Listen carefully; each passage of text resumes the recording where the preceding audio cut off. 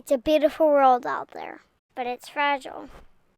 And now, more than ever, it calls out to us for protection.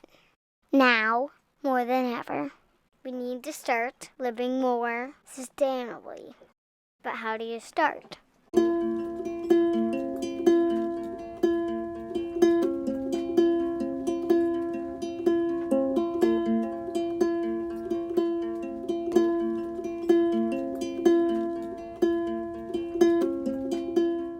So this is a bow wake making its way through the mooring field.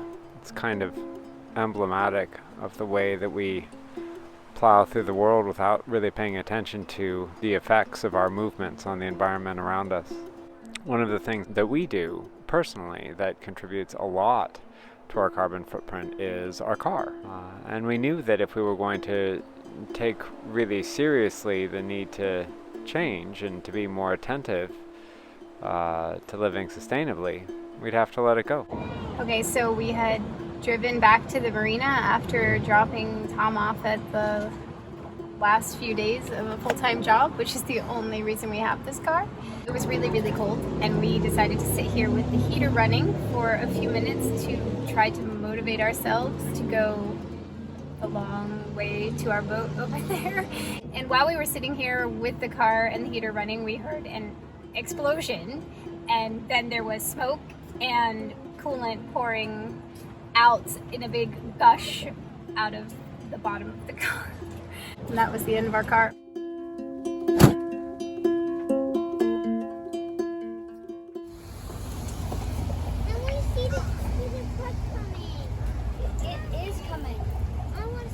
So here we are, we got the car started so that we can pull it onto the tow truck.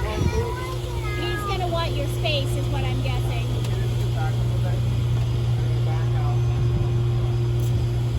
Exciting moment, everybody. Our car is getting towed for the last time. Well, not, I'm sure for its last time, But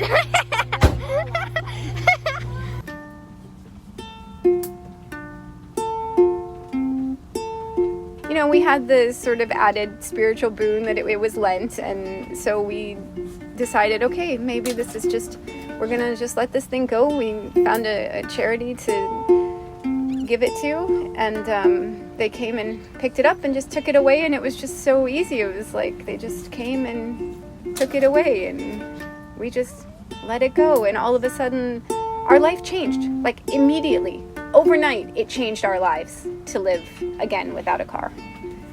Here's our new car. Here's our new car. New car coming into the parking spot.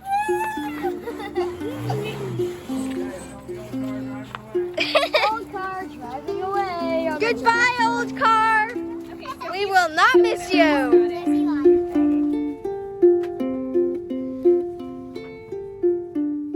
What do you think about walking? Well, basically everywhere you go, you see kitties, and they meow really loudly. And it's really fun and to pet them, and they're very cute.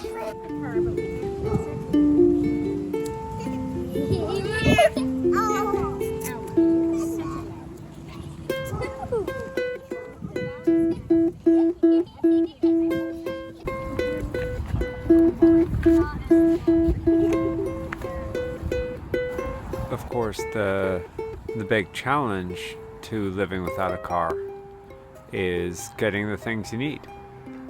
And, you know, when you're in the United States and you're living in a place that was built for cars, it's actually quite challenging to move around on foot because you're not really supposed to be doing that.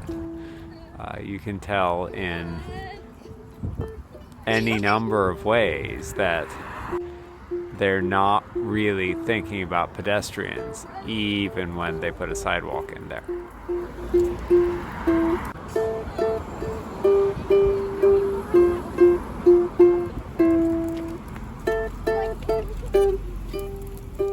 When we bought a car here over the year and a half that we owned it, it really changed our lives for the worse. And it just changed the ways that we did things. It changed the places that we would go to buy things. It would change the number of times that we would go out to buy those things. It spread out our lives. It sort of made them really chaotic and frantic because we were just always zooming here and zooming there and, you know, zooming to this, that, and the other. And we didn't realize how destructive it had been until the day that it just went away. And then everything really was different.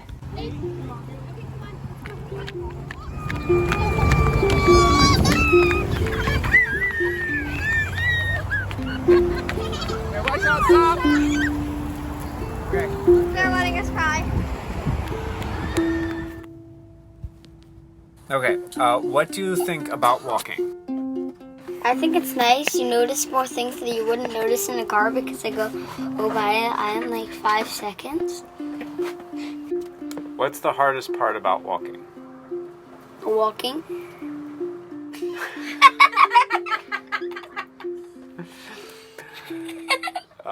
That's the hardest part about walking.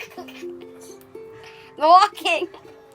Our goal today was Sprouts, a grocery store about 3 miles from the marina. We had some hope that we would be able to walk down and get all the way down there on our own 2 legs, but we got tired, and so we picked up a bus and rode it the rest of the way. A long time ago, when I first began studying philosophy, I encountered this idea, I think in Plato, that philosophy is the art of learning how to die. And I thought about that. I've been thinking about that for several decades now. And I think that one of the things about the art of learning to die is that it is very much bound up with the art of learning to let things go.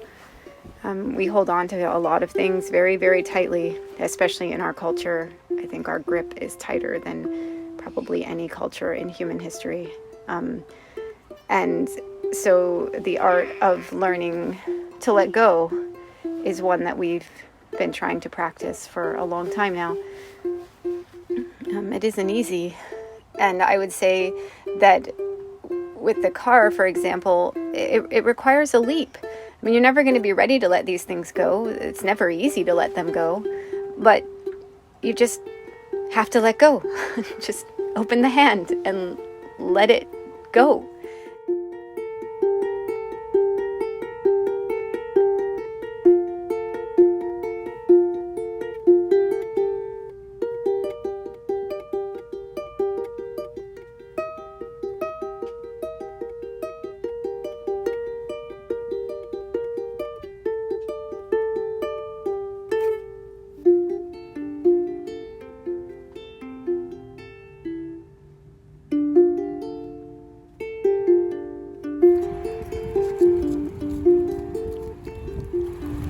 Now we have the stroller loaded with provisions and everyone is walking the last little while to the marina.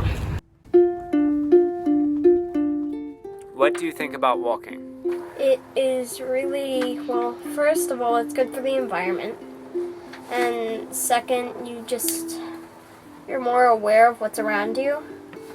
Like, there are things you just wouldn't notice when you're in the car. Like, you wouldn't notice the smell of all the cars going by, or whether it's raining or not, or even just like how far away it is to the store.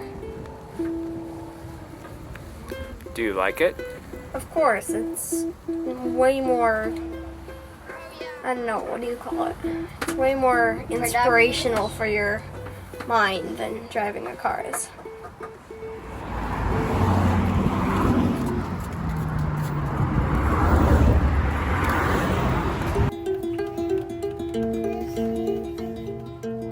Why get rid of the car instead of fix it?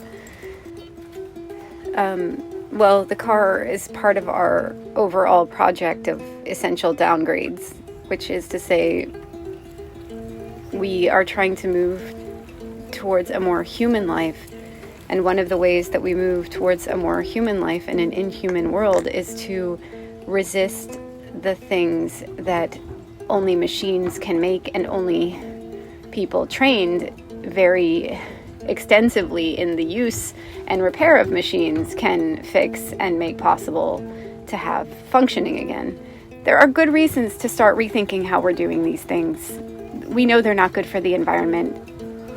We sometimes forget to attend to the fact that if they're not good for the natural world of which we're a part, they're probably not good for us either.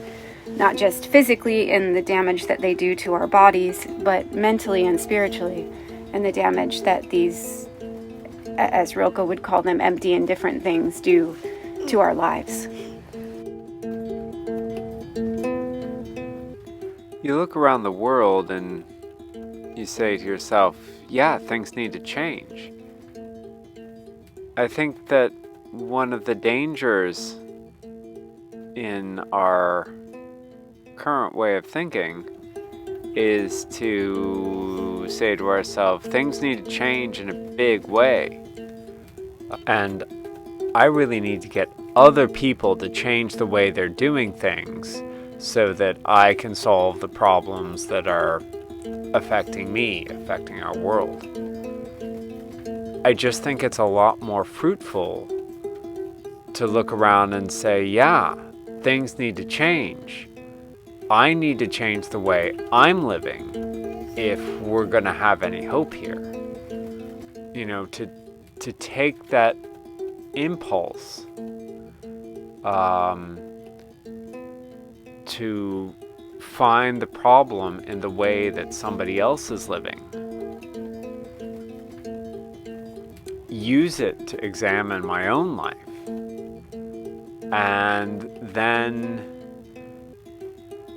do the thing that I really don't want to do, but that I have to do to carry me forward, to carry my family forward into a world that could become less terrible for our children for the effort.